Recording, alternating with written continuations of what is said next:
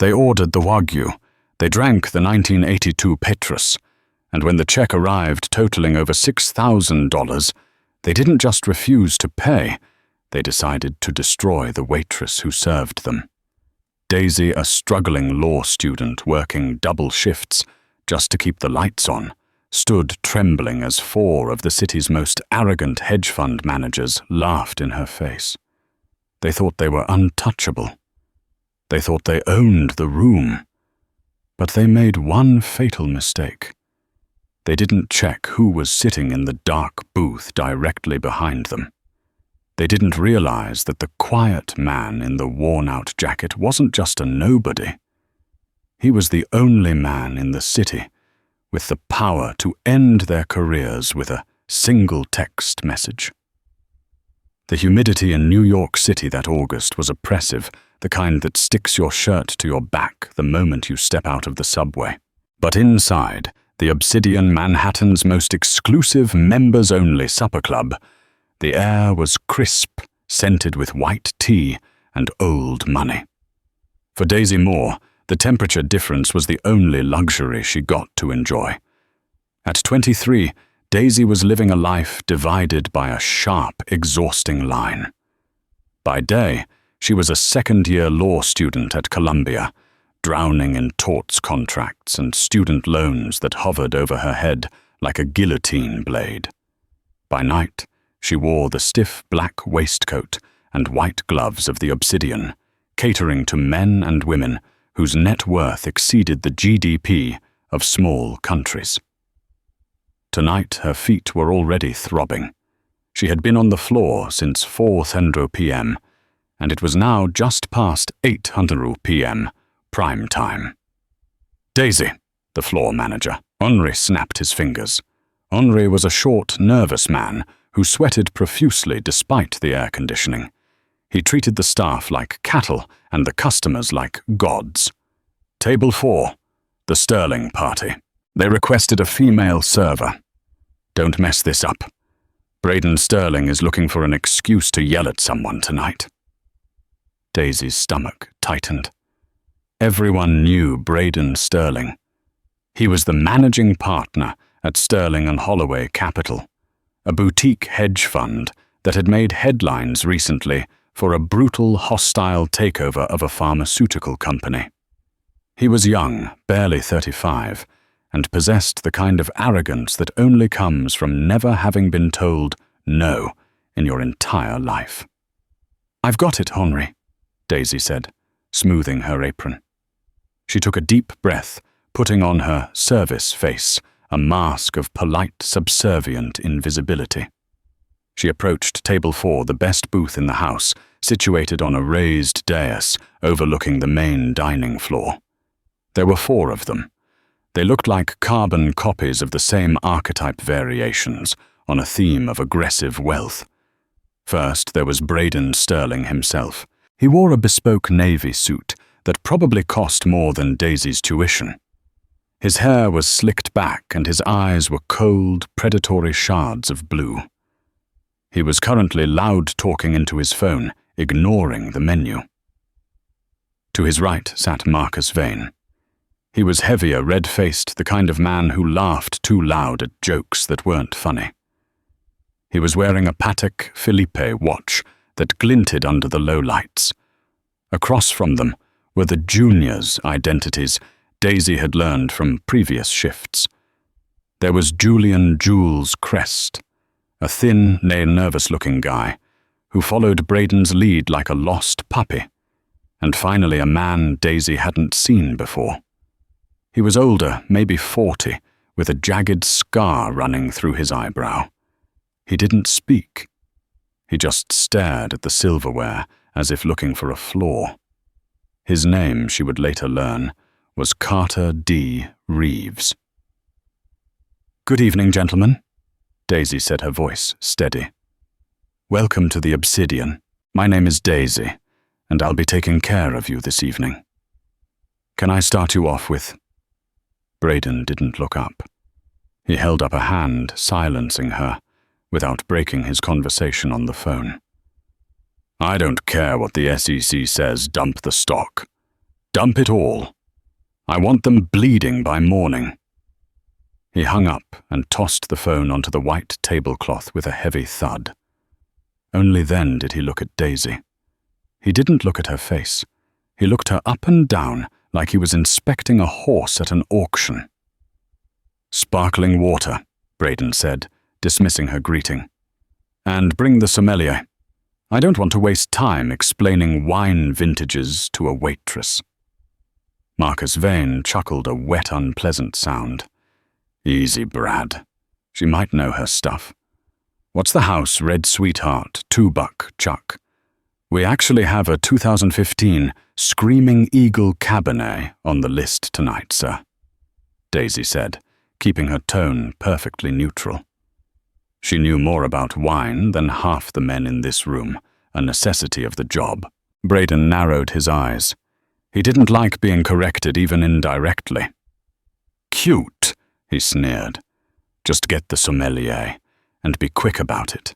We have places to be." "Certainly, sir." As Daisy turned to leave, she felt their eyes on her back. It was a physical sensation, heavy and gross. She walked toward the service station, her heart hammering. She needed this shift. Rent was due in 3 days, and her mother's medical bills from the dialysis clinic were piling up on the kitchen counter. She couldn't afford to lose this job. She had to swallow her pride.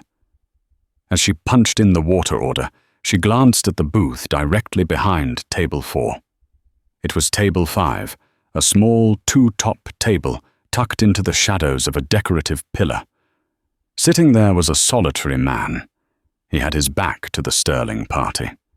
He was reading a paperback book, sipping a simple glass of iced tea. He wore a faded corduroy jacket with patches on the elbows and graying hair that was overdue for a trim. He looked like a retired geography teacher who had wandered into the wrong restaurant. Daisy had served him once or twice before. He never ordered much, usually the soup and a salad. He tipped 20%, exactly, never more, never less, and never spoke much. Daisy felt a pang of sympathy for him. He was about to have his quiet dinner ruined by the wolves at Table 4. She returned to the Sterling party with the crystal glasses and the bottle of San Pellegrino. As she poured, her hand shook slightly, just a tremor. "Whoa, steady there," Marcus Vane barked, as a microscopic droplet of water landed on the base of his wine glass. "Jesus, do you have Parkinson's? Look at that." "I am so sorry, sir," Daisy said quickly, dabbing it with a linen napkin. "Don't touch the glass," Braden snapped. "Just go. Get the food order. We're doing the tasting menu, the Grand Reserve, all of it." The Grand Reserve tasting menu was $650 per head, not including wine. With the wine pairing Braden was likely to choose, this bill would easily clear $5,000. The automatic gratuity on a party of 4 didn't apply at the Obsidian.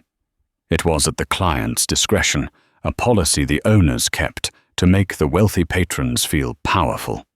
If they stiffed her, she would actually lose money on the tip-out to the runners and bartenders. "Excellent choice," Daisy said. "I will put that in immediately."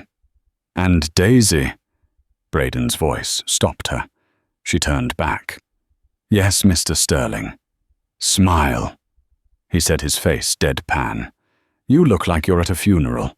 You're here to entertain us, aren't you?" Daisy forced the muscles in her cheeks to contract. It felt like cracking plaster. "Of course, sir." She walked away, the sound of their laughter following her into the kitchen. The kitchen was a chaotic symphony of shouting chefs and clattering pans. But for Daisy, it was a sanctuary. "They're sharks tonight," whispered Maria, the expediter, handing Daisy a basket of artisanal bread. "I heard Vane talking about shorting the market. They're high on adrenaline. Be careful." "I just need to get through 3 hours," Daisy whispered back. "Just 3 hours." She didn't know that the next 3 hours would feel like a lifetime. The first course arrived oysters with a champagne foam and caviar pearls. Daisy and a runner placed the plates down in perfect synchronization. The choreography of the obsidian was precise. You serve from the left, clear from the right. You never interrupt a story. You make yourself invisible. But the men at table 4 were making invisibility impossible. As Daisy reached over to refill the water, Marcus Vane leaned back deliberately, reducing the space so Daisy had to awkwardly maneuver around his shoulder. "So Brad," Vane said, loud enough for half the restaurant to hear, "the merger. I hear the CEO of Ethelgard is resisting." "He's a dinosaur," Braden scoffed, slurping an oyster with a noise that made Daisy wince. "He thinks loyalty to his employees matters. I told him, John, you can either take the golden parachute and retire to the Hamptons, or I can dismantle your company piece by piece and sell the scraps." He cried. Literally cried. The table erupted in laughter. Daisy felt a cold pit in her stomach. These men destroyed livelihoods for sport. "Excuse me," the quiet man, Carter Reeves, spoke up for the first time. He pointed a fork at Daisy. "This oyster, it tastes off." Daisy froze. The Obsidian flew their oysters in daily from a private farm in Maine. They were impeccable. "I'm terribly sorry to hear that, sir. They arrived fresh this morning. Is it the texture or it tastes like metal?" Reeves said, his eyes empty. "Take it back. Take them all back." Braden waved his hand dismissively. "If one is bad, they're all suspect. And bring us the caviar service, the beluga, to wash the taste out." The beluga service was $1,200. "Right away, sir." Daisy cleared the plates, knowing the Chef Gordon would scream at her. Chef Gordon had a temper that rivaled a volcano. When she entered the kitchen with 4 barely touched plates of oysters, Gordon's face turned purple. "What is this? What is wrong with them?" "Table 4 says they taste like metal," Daisy said quietly. Gordon grabbed an oyster, smelled it, then ate it. Perfection. They are playing games. Rich boys playing games. He slammed a pan down. "Fine. Give them the beluga. But if they send that back, I'm going out there, myself, with a cleaver." Daisy brought the caviar out on a silver platter, flanked by blinis and creme fraiche. She served it with the trembling reverence required for roe that cost more than her car. As she was spooning the caviar onto Braden's plate, he suddenly moved his arm to gesture to his friend. His elbow connected hard with Daisy's wrist. The silver spoon slipped. A dollop of black caviar, perhaps $50 worth, landed on the pristine white tablecloth. The table went silent. Braden looked at the stain, then up at Daisy. He didn't apologize for bumping her. Instead, a slow, cruel smile spread across his face. "Look at that," he said softly. "You're clumsy, aren't you?" "Sir, you bumped my arm." Daisy said the words, slipping out before she could stop them. The air in the restaurant seemed to drop 10 degrees. Braden's eyes went flat. "Excuse me. Are you accusing me of lying?" "No, sir. I just meant, I think you've had a bit too much to drink, maybe." Braden turned to his friends. "She's slurring, isn't she?" "Look at her eyes. Dilated." "Definitely." Vane agreed, leaning in. "High as a kite." "I am completely sober, sir," Daisy said, her voice rising slightly in panic. "I will change the tablecloth immediately." "No," Braden commanded. "Leave it. I want the manager to see it later. It adds character.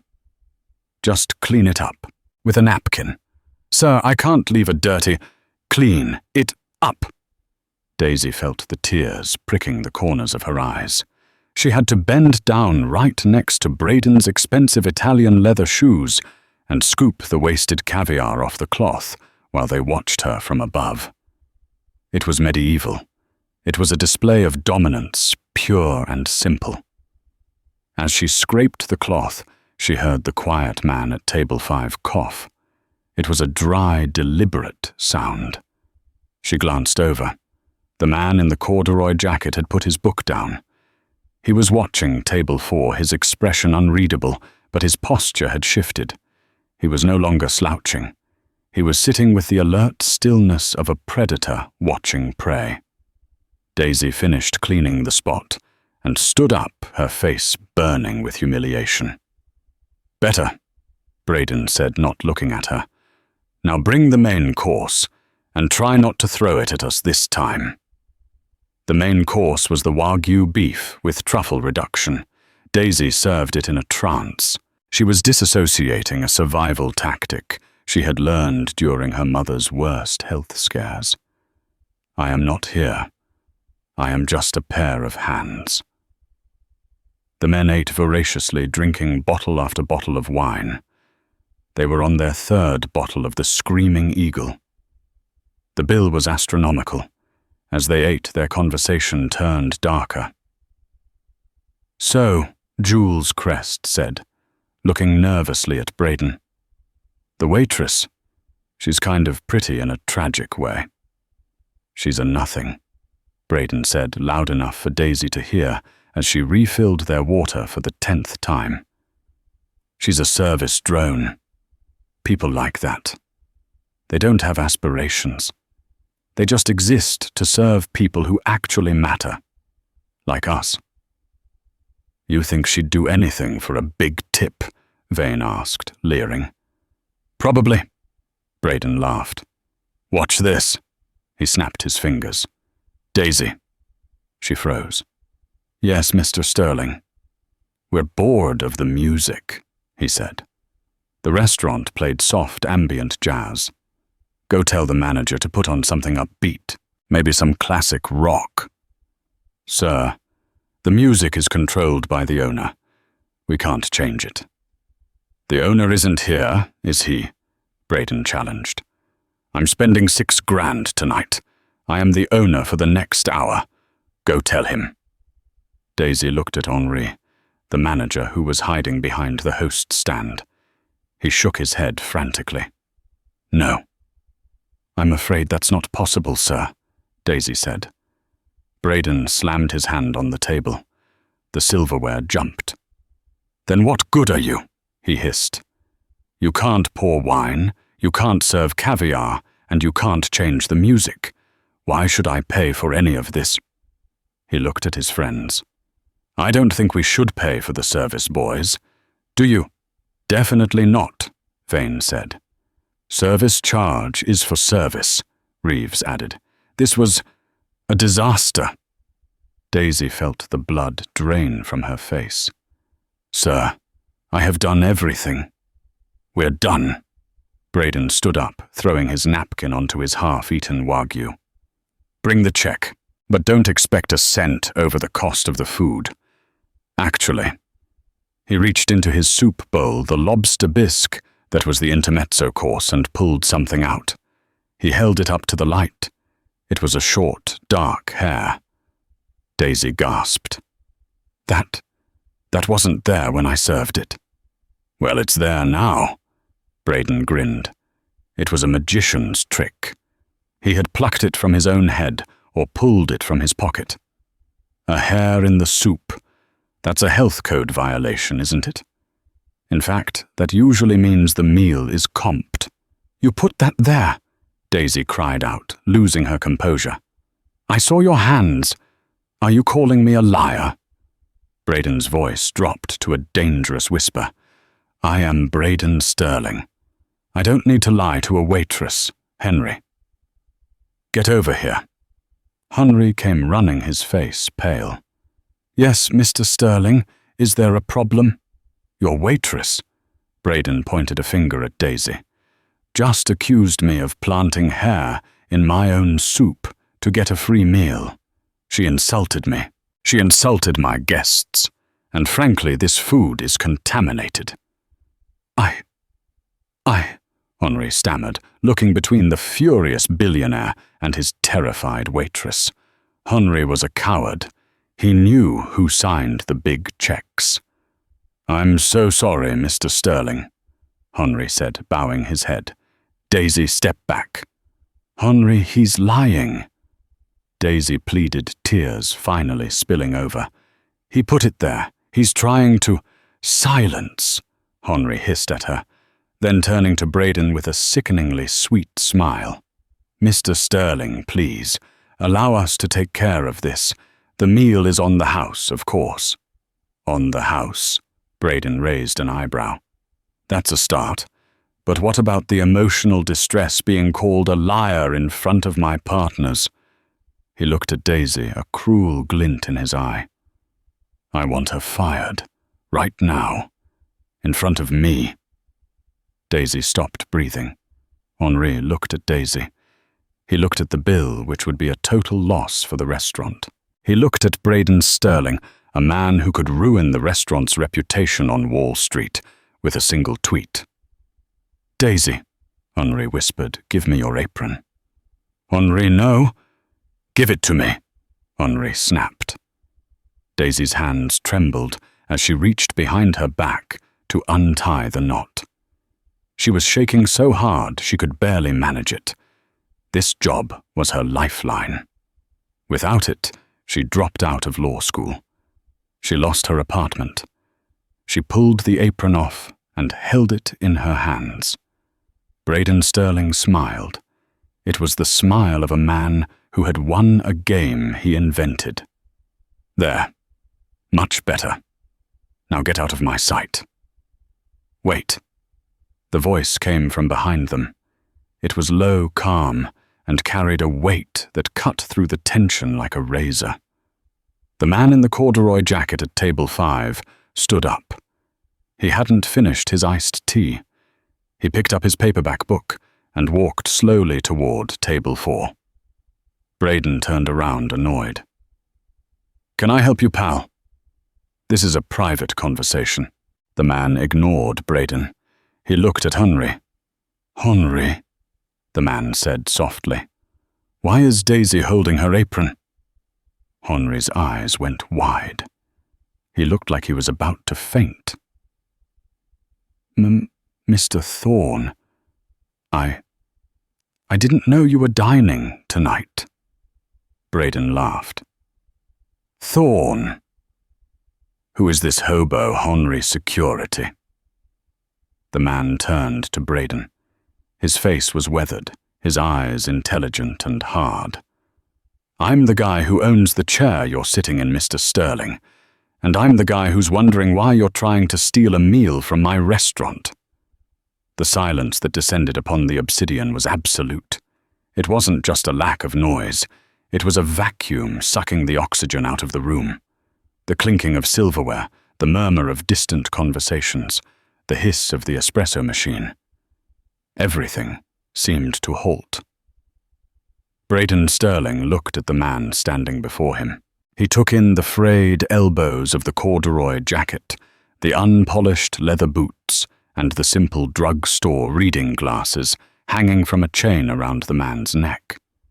Braden's brain, trained to value things based on their immediate visual price tag, miscalculated.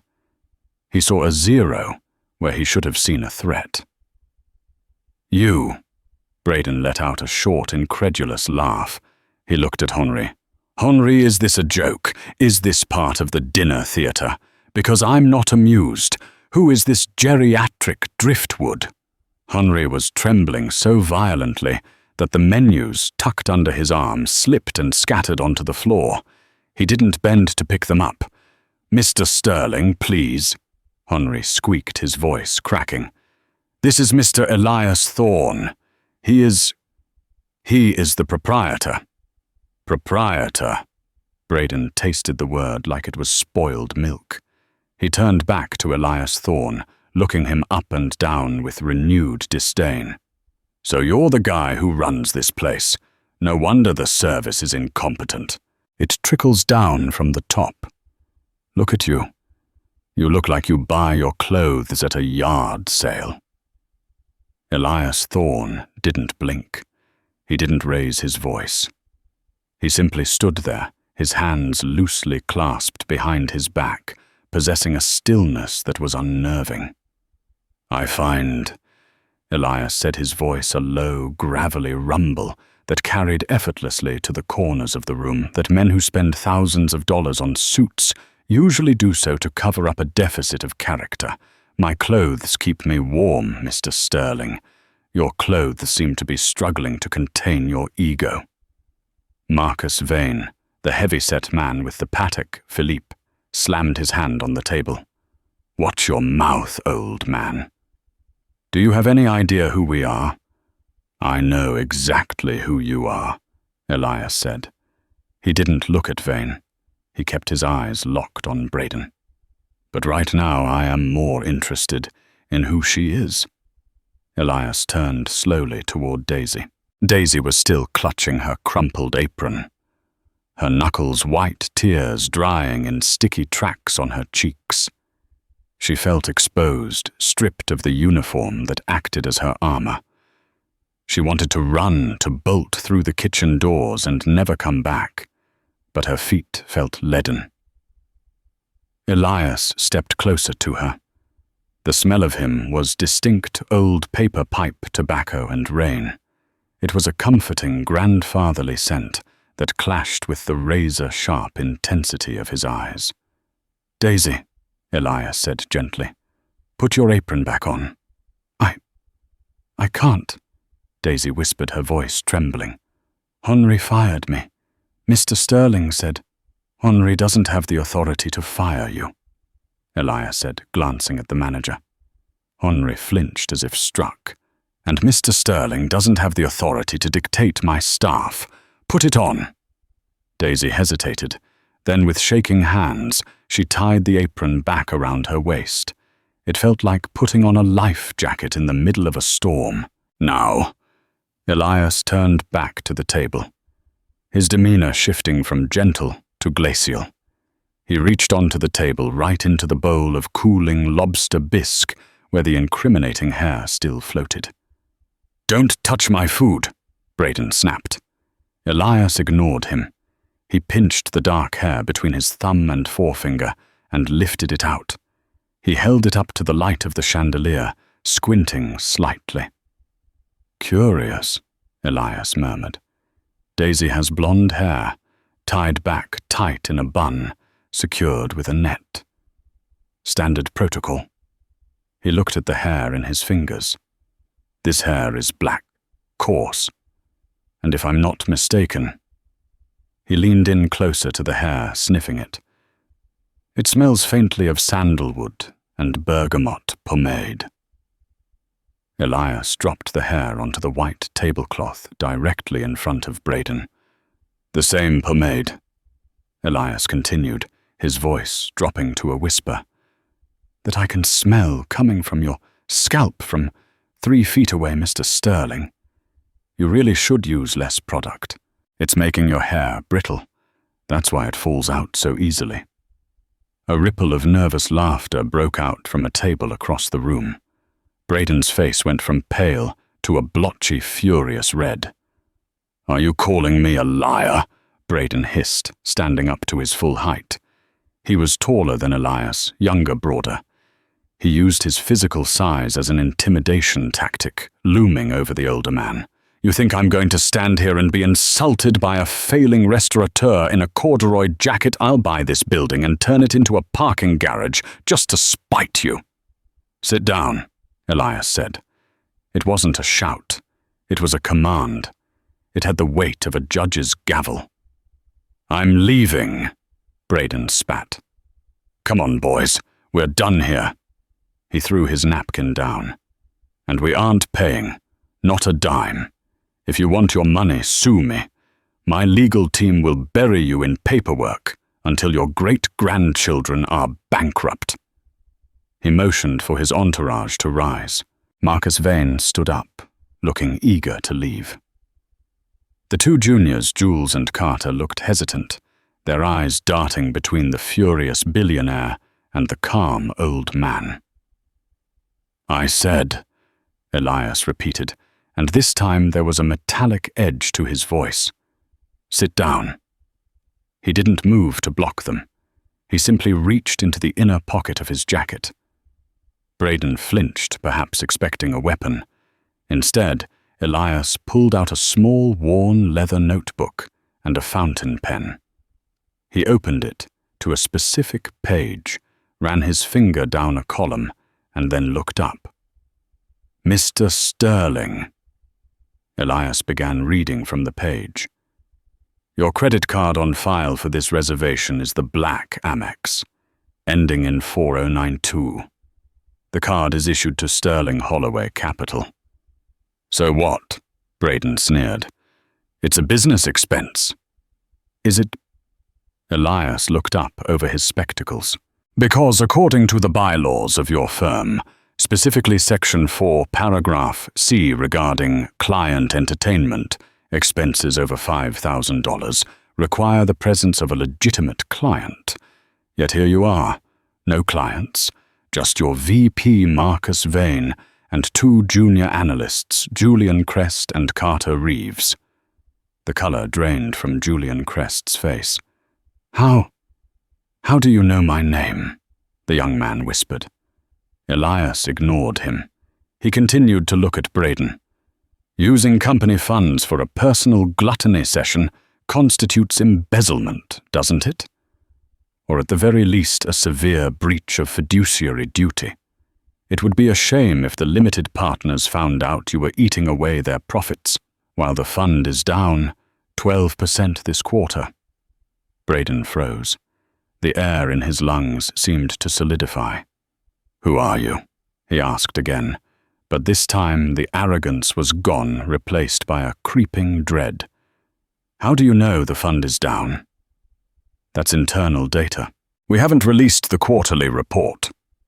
Elias closed the notebook with a soft thud. "I suggest you sit down, Mr. Sterling," Elias said, gesturing to the booth. "The wine is still breathing, and I believe we have some business to discuss before you leave." Braden stared at him. For the first time all night, the billionaire looked small.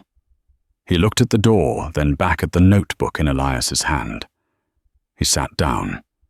One by one, his friends sat down too.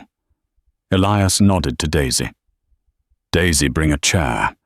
I'll be joining these gentlemen for dessert." Daisy moved like she was in a dream. Her legs felt hollow as she dragged a heavy mahogany chair from a nearby table and placed it at the head of the booth, forming a T-shape with the four men. She expected Elias to dismiss her then.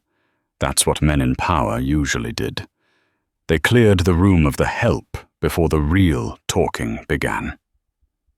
"Stay, Daisy," Elias said, sensing her retreat. He gestured to the space beside him. "You're a law student, aren't you?" Daisy blinked, startled. "Yes, sir. Second year." "Good. Consider this a practical lesson in contract law, specifically the concept of bad faith." Elias settled into his chair. He didn't look like a restaurant owner anymore. He looked like a king holding court. He reached for the bottle of Screaming Eagle that sat in the center of the table. It was nearly empty. He poured the last few ounces into an empty glass, swirled it, and took a slow, deliberate sip. "An excellent vintage," Elias mused. "Notes of dark currant licorice and arrogance. It tastes expensive. It tastes like leverage." Across the table, Marcus Vane was sweating profusely. He kept adjusting his watch, the metal links clicking against the table. "Look," Vane said, his voice wheedling. "Mr. Thorne, is it? We got off on the wrong foot. We're passionate guys, high-stress environment. If we offended the girl, the young lady, we apologize. Let's just pay the bill full price, big tip, and call it a night." "Huh." Vane reached for his wallet. "Put it away, Marcus," Elias said without looking at him. "Money isn't the currency we are trading in right now." Elias placed his hands on the table. He looked at the third man, the quiet one, with the scar, Carter Reeves. "Carter," Elias said softly. "You used to work for the district attorney's office, didn't you? Before you sold your soul for a hedge fund salary." Carter Reeves went rigid. He nodded slowly. 5 years. "Then you know the penalty for market manipulation and insider trading," Elias said. The silence that followed was heavy enough to crush bones. Braden's eyes darted around the room. "Be careful what you say, old man. Those are slanderous accusations." "Are they?" Elias reached into his pocket again. This time he didn't pull out a notebook. He pulled out a phone. It wasn't a smartphone. It was an old, battered flip phone. He placed it gently on the tablecloth. "I was sitting behind you for 45 minutes, Elias said. "You were loud, you were boastful, and you were incredibly reckless." He looked at Braden. "You spoke about dumping the stock of BioVex pharmaceuticals tomorrow morning. You mentioned you want them bleeding by morning. You explicitly stated you were doing this, despite what the SEC told you." Braden's jaw tightened. "Hearsay. It's your word against mine." And then Elias shifted his gaze to Vane. "You, Marcus, you laughed about shorting the market. You talked about the merger with Ethelgard.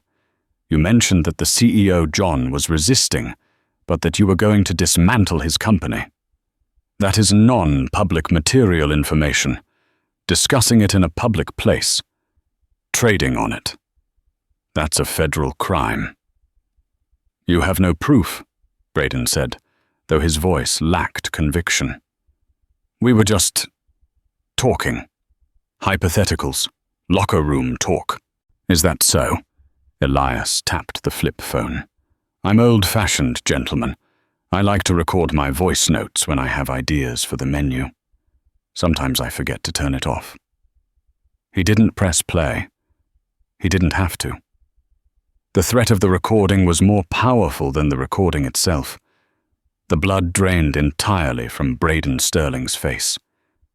If that recording went to the SEC, or worse, to the compliance officer at their own firm, their careers would be over before the market opened. They wouldn't just be fired. They would be barred from the industry.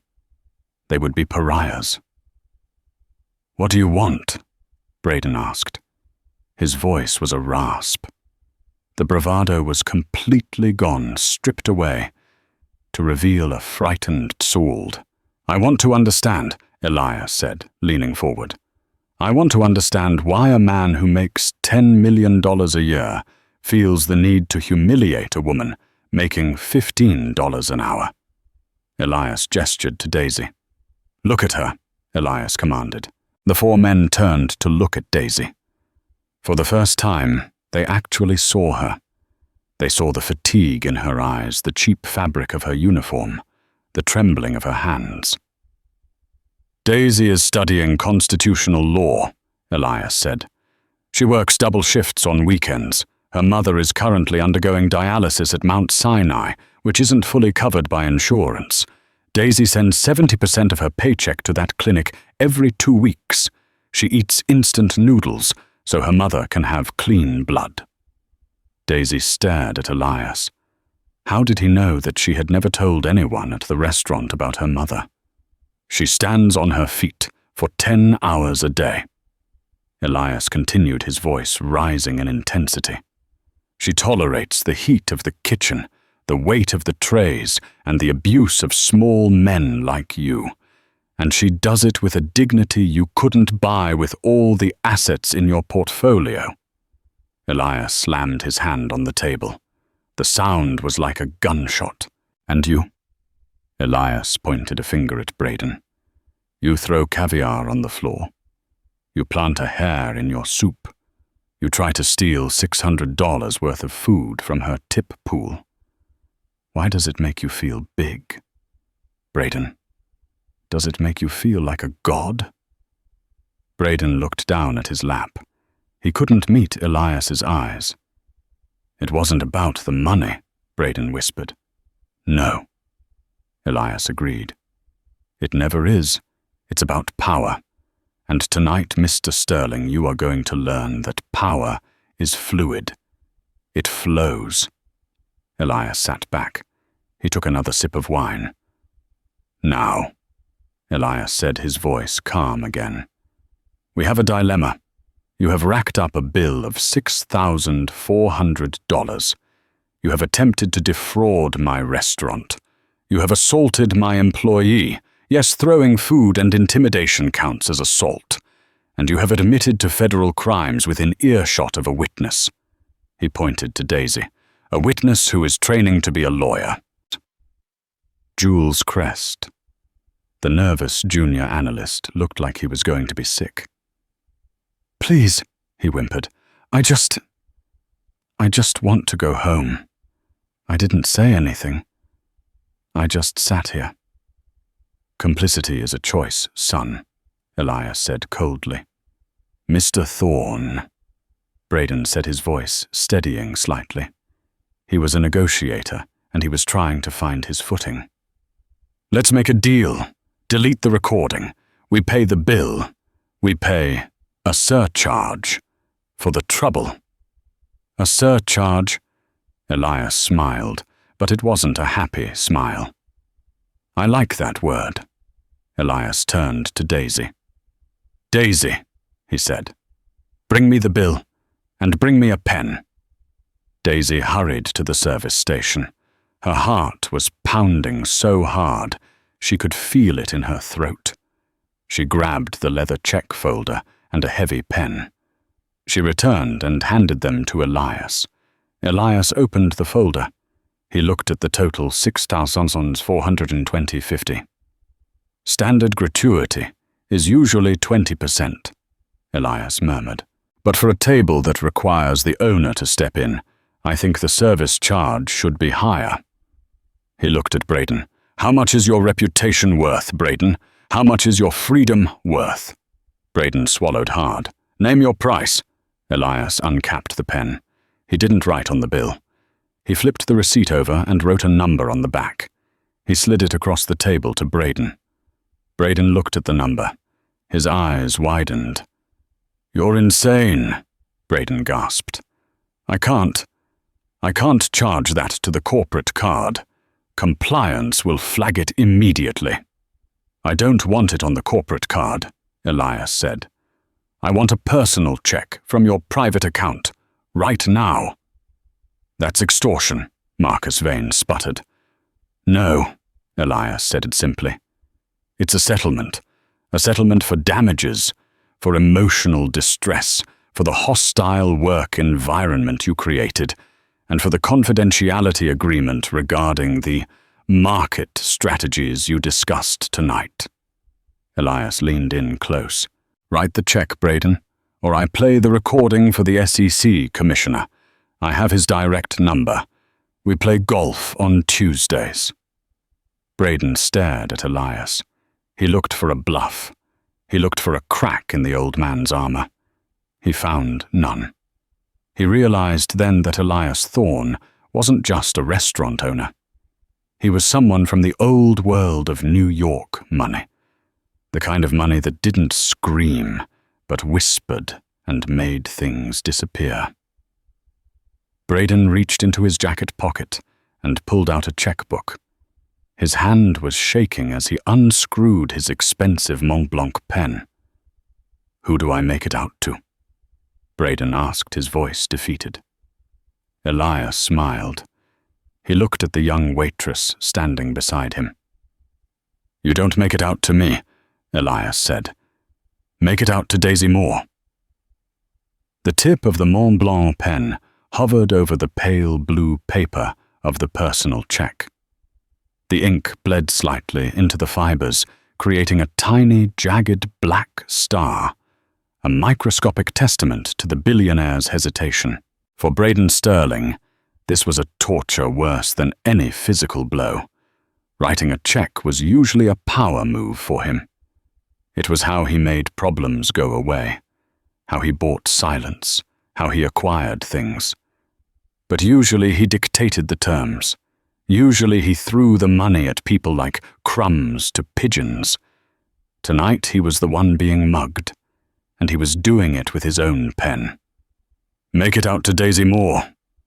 Elias repeated, his voice devoid of any triumph, carrying only a weary expectation of compliance. Braden's hand moved stiffly. S-A-R-A. He stopped. He looked up at Daisy. For the first time, he had to acknowledge her name, not as a sound to summon a servant, but as a legal entity. A person. "The amount?" Braden asked through gritted teeth. He sounded like he was chewing on glass. Elias leaned back, crossing his legs. He looked at the ceiling, appearing to do a mental calculation. "Well," Elias mused, "law school tuition at Columbia is roughly $75,000 a year, plus living expenses in Manhattan, let's say another 30. Then there are the medical bills for a dialysis patient without comprehensive coverage. That can run upwards of $5,000 a month." Daisy's breath hitched. She stared at the old man in the corduroy jacket. He knew everything. He hadn't just been sitting behind them tonight. He had been watching her for months.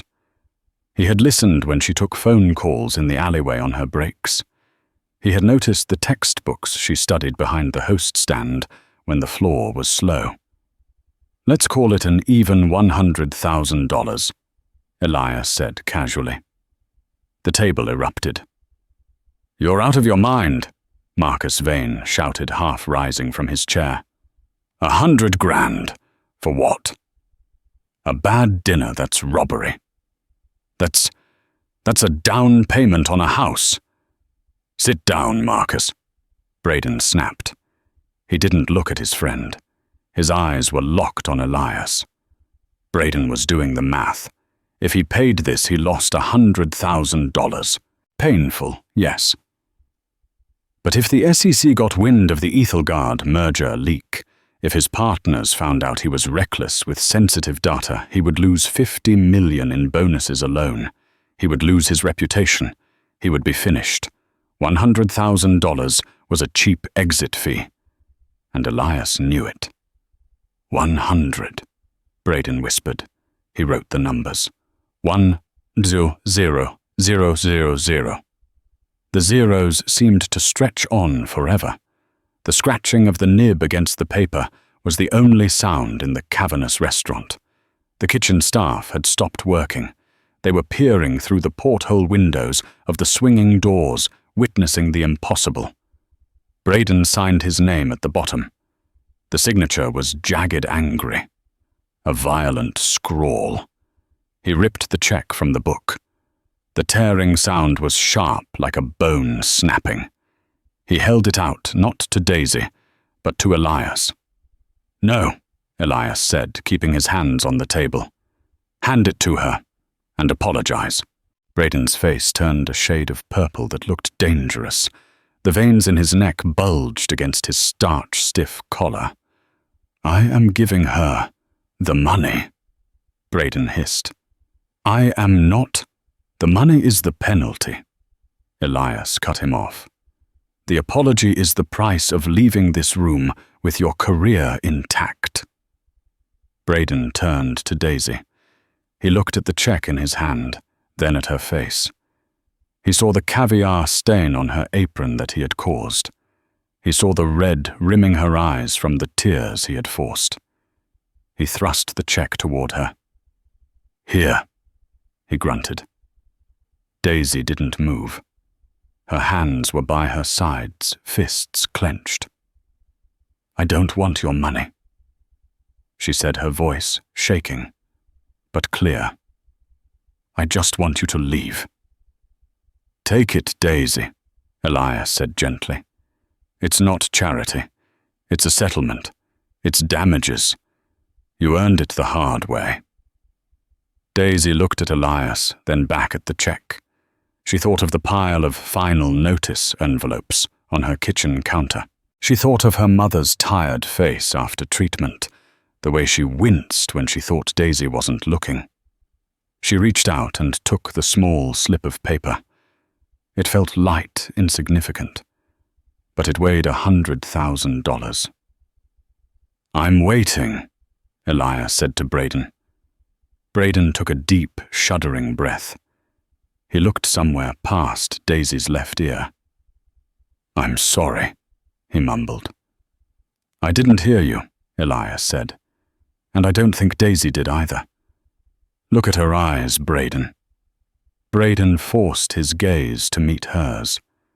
For a second, the billionaire looked terrified. He was looking into the eyes of someone he had dehumanized and finding a human being staring back. "I'm sorry," Braden said louder this time. "I was out of line. It won't happen again." "No," Elias agreed. "It won't. Not here, at least." Elias picked up his flip phone from the table and slipped it back into his pocket. "Get out," Elias said. The command was soft, final. Braden scrambled out of the booth. He didn't wait for his friends. He walked fast, head down, storming toward the exit. Marcus Vane grabbed his blazer and ran after him, shooting one last hateful glare at Elias. The two juniors, Jules and Carter, followed like ghosts, their heads bowed in shame. The heavy oak door of the obsidian slammed shut behind them, the echo reverberating through the dining room, and then silence returned. For a long time, nobody moved. The restaurant felt like a battlefield after the smoke had cleared. The energy of the violence, the emotional violence, still hung in the air. Daisy stood frozen, the check clutched in her hand. She stared at the door, where they had vanished, half expecting them to burst back in with lawyers or police. "Breathe, Daisy," Elias said. She turned to look at him. The adrenaline that had been holding her upright suddenly vanished, leaving her knees weak. She slumped into the chair next to him, the chair she had pulled up earlier to be interrogated. "Mr. Thorne," she gasped, the tears finally spilling over hot and fast. I can't keep this.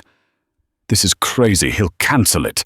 He'll call the bank in the morning and say I stole it." Elias poured the last of the sparkling water into a glass and pushed it toward her. "He won't cancel it," Elias said calmly. "Men like Braden Sterling fear exposure more than they fear loss. If he cancels that check, he knows I release the recording. He just paid $100,000 for an insurance policy on his own life. He won't void it." Daisy looked at the paper. $100,000. It was a number that didn't feel real. It was an abstraction. "But why?" Daisy looked up at Elias, wiping her cheeks with the back of her hand. "Why did you do that? You risked the restaurant. You risked a lawsuit. He's powerful." Elias picked up the silver fork Braden had used. He inspected it, then set it down with a sigh. "He thinks he is powerful," Elias corrected, "but he is merely rich. There is a difference." Elias turned his chair to face her fully. His expression softened the sharp edges of the ruthless owner, melting away to reveal a tired, kind man. "You asked how I knew about your mother," Elias said. "Yes," Daisy whispered. "My wife, Elena." Elias said, his voice dropping to a murmur. "She passed away 4 years ago. Kidney failure. I spent 3 years sitting in those same waiting rooms at Mount Sinai. I know the smell of that hospital. I know the look of the nurses." He pointed a finger at her. "I saw you there, Daisy. 2 months ago. I was visiting a friend, and I saw you in the hallway, studying your torts textbook, while your mother was in the chair. You were wearing your uniform under your coat so you could run straight to your shift here." Daisy's eyes widened. I didn't see you." "You were busy," Elias smiled sadly. "You were doing what you had to do. I asked Henri about you. He told me you were our best server, but that you looked exhausted. I started watching you. I saw how you handled the difficult tables, the grace you kept when people were rude, the way you never complained." Elias leaned forward, resting his elbows on his knees. "Daisy, I have owned the Obsidian for 30 years. I have served kings, presidents, and celebrities. But the most impressive person I have seen in this dining room in the last decade is you." Daisy looked down, overwhelmed. A sob escaped her throat. She wasn't used to being seen. She was used to being invisible. "I didn't intervene tonight because I wanted to play hero," Elias said firmly. "I intervened because that man," he gestured to the empty booth, "tried to break you. He wanted to prove that his money made him better than you. I needed to show him and you that he was wrong." He nodded at the check in her hand. "That money isn't a gift. Think of it as back pay for the dignity you've had to swallow working in a place like this." Daisy looked at the check again. It wasn't just paper anymore. It was her mother's medicine. It was her final year of law school without debt. It was a future where she didn't have to be afraid of the mailbox.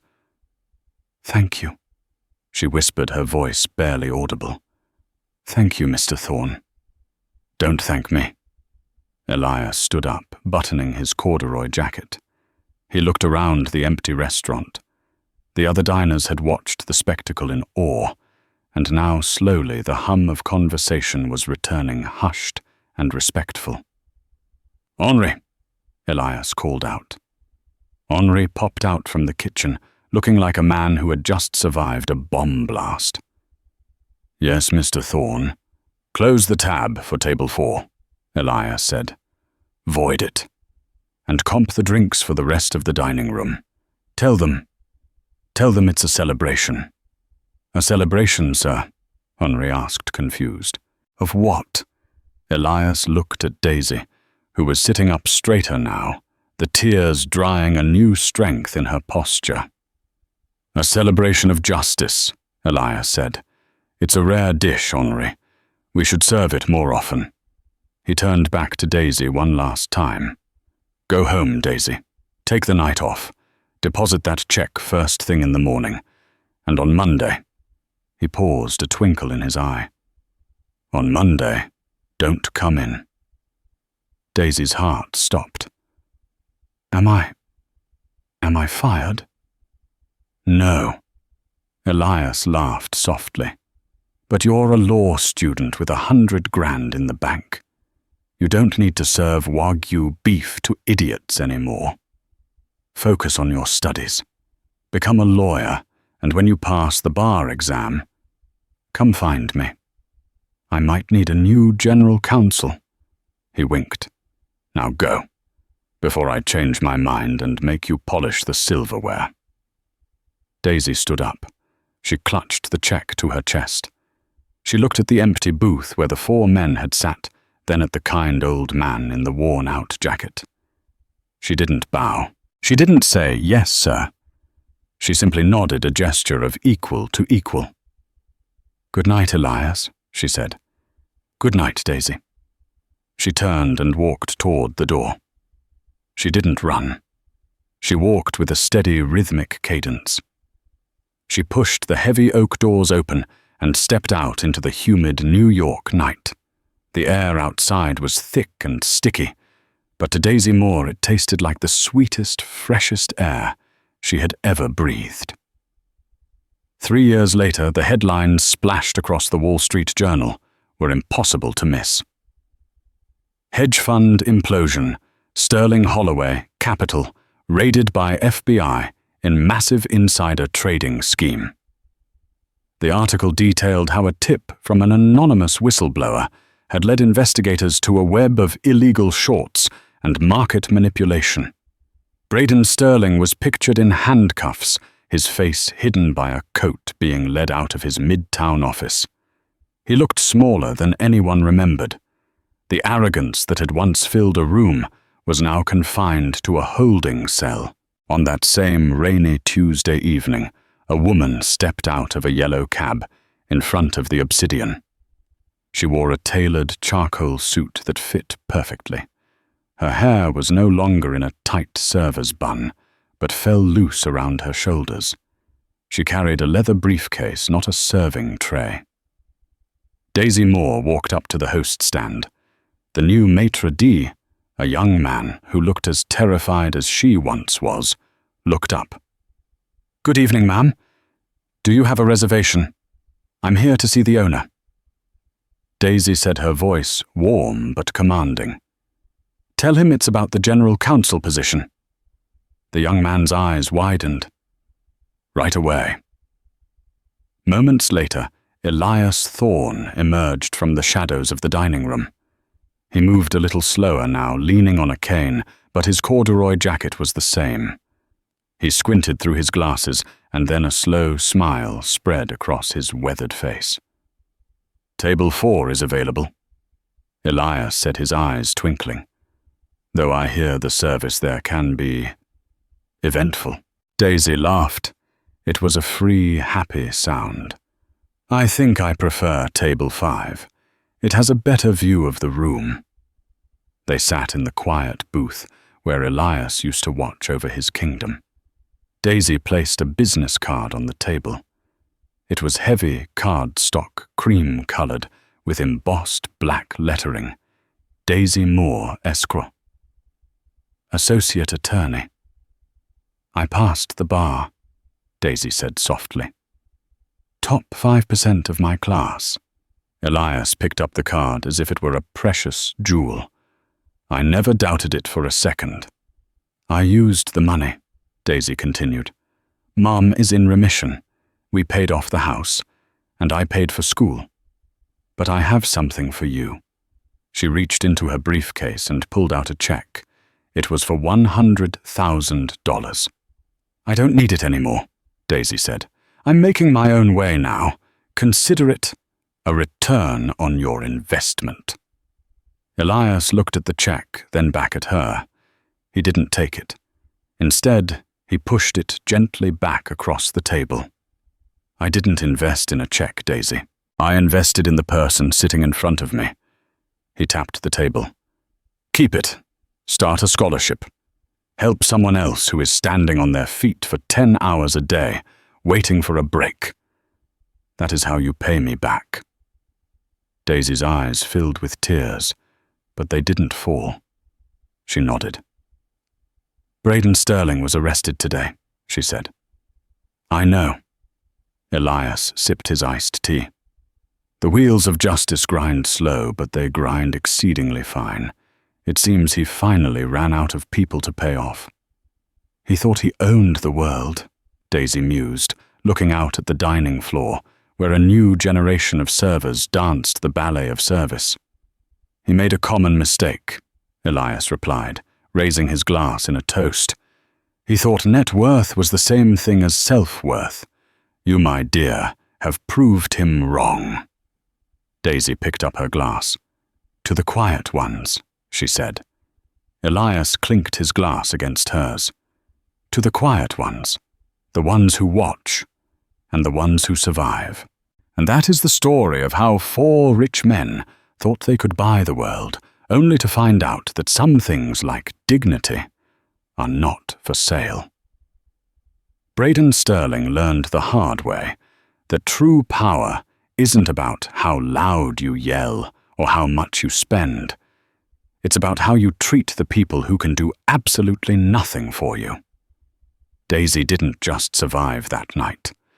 She used their arrogance as the fuel to build her own future, proving that while money talks, character is what truly echoes through time.